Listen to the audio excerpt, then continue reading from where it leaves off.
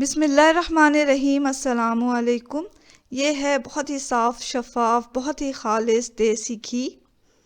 इस देसी घी को आप आसानी के साथ घर पे तैयार कर सकते हैं। हम इस वीडियो में आपको बताएंगे कि किस तरह दूध से 2 मिनट में आप मक्खन और मक्खन से ये देसी घी निकाल सकते हैं। तो चलें इस बहुत ही ख़ालिस देसी घी को निकालना सीखते हैं।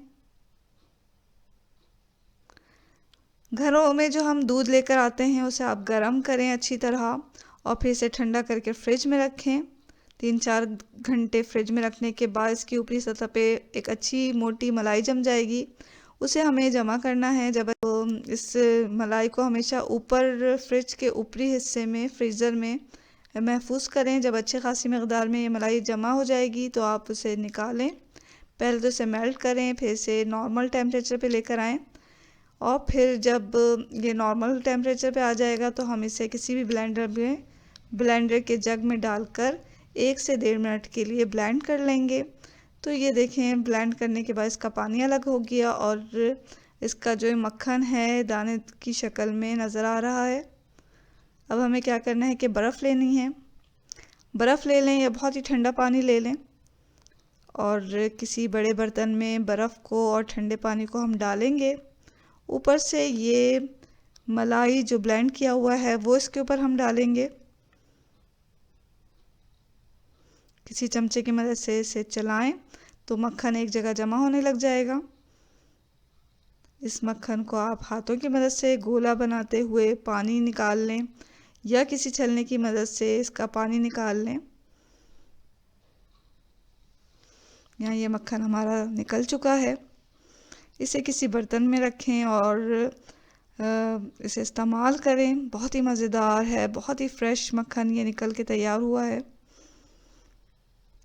अगर आप इसे 2-3 दिन तक इस्तेमाल कर लें तो बेहतर है, वरना इसे आप ज़्यादा दिन के लिए महफूज कर रहे हैं तो फ्रीज़र में रखें, क्योंकि मक्खन में पानी की मकदार कुछ ना कुछ बच जाती है जिसकी वजह से मक्खन ख़राब होने लग जाता है।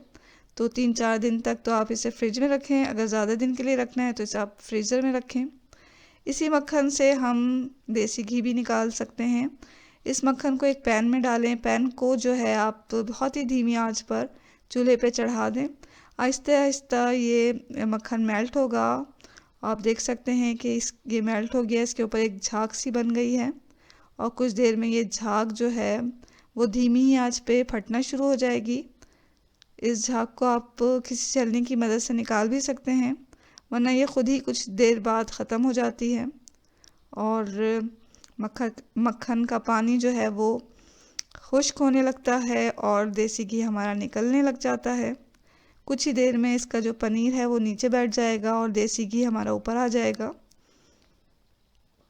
इसकी शक्ल ही से आपको पता चल जाएगा कि देसी घी हमारा निकल चुका है, पानी पूरा खुश्क हो चुका है। बहुत तेज़ अगर हम करते हैं आग को तो ये होता है कि देसी घी का जो कलर है वो डार्क हो जाता है। इसका जो पनीर है जो नीचे बैठा है इसके पतीली के पेंदे में वो जलने लग जाता है।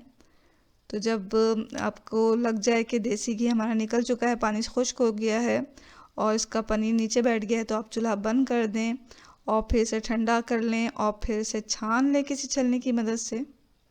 तो ये देखें कितना साफ़ शफ़ाफ़ देसी घी हमारा तैयार हुआ है। ऊपर से तो बहुत ही आसानी के साथ छन जाता है। नीचे से जब ये थोड़ा पनीर के साथ आए तो इसे आप बारीक छलनी से छानें। तो ये हमारा देसी घी तैयार है। पनीर इसका अलग हो गया। इस देसी घी को आप किसी भी खुश्क जार में डालकर महफूज करें और काफ़ी दिनों तक इस्तेमाल करें। ख़ुद भी खाएं, अपने घर वालों को भी खिलाएं। बहुत ही ख़ालिस, बहुत ही ताज़ा, बहुत ही मज़ेदार ये देसी घी बनता है। तो ज़रूर ट्राई करें आप इस तरीक़े को। और अगर आप इस चैनल पर नए हैं तो आप हमारे चैनल को सब्सक्राइब कर लें। वीडियो अगर आपको पसंद आ रही है तो वीडियो के नीचे जो लाइक का बटन होता है उसे दबा दें। दुआओं में हमेशा याद रखें। इसके साथ ही अल्लाह हाफ़िज़।